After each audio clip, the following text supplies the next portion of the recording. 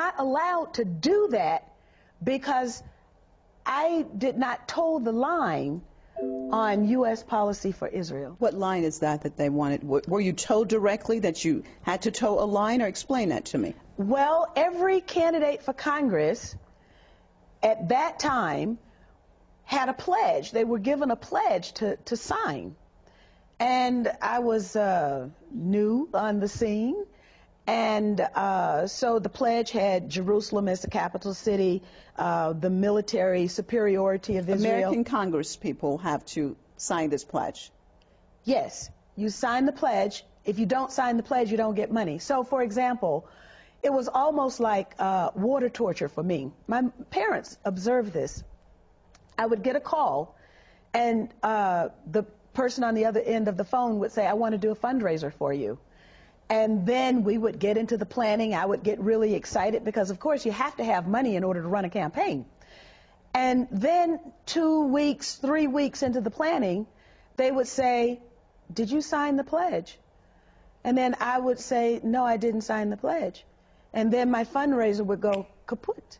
So, well, I just want to get into this pledge a little bit more.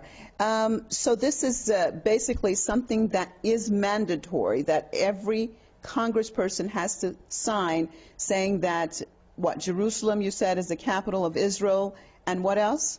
You make a commitment that you will vote to support the military superiority of Israel, that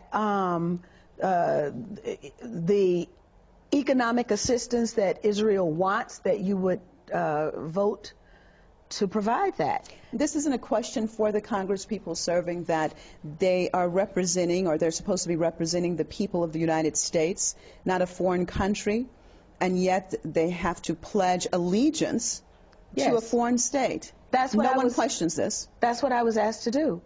And I made it public.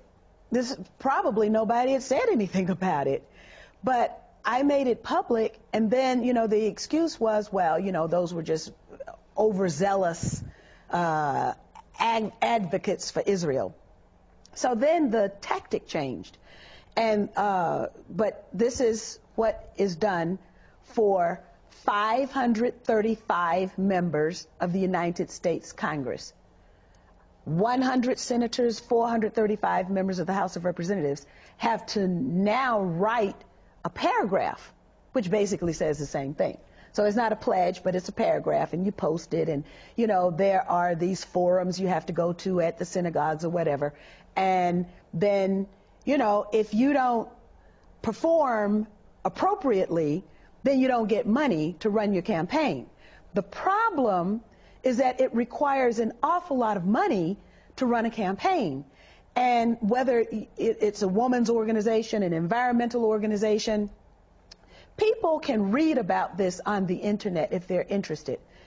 If you go to thomas.loc.gov, that is the official United States Congress website. And if you put in the name Gus Savage, because Gus Savage was a black member of Congress who was targeted by the pro-Israel lobby. And he had the foresight to use his position as an incumbent in the House of Representatives to put his experience on the congressional record. For the entire existence of the United States Congress now, people will be able to access his experience. And what he wrote was that it was the Garden Club of New Jersey that gave his opponent $5,000. But it wasn't really the Garden Club of New Jersey. It was the activists who were associated with AIPAC, the American Israel Public Affairs Committee. Wow. Unbelievable, but we're almost out of time, so I just want to get into a little bit of your personal experience now and what you're planning.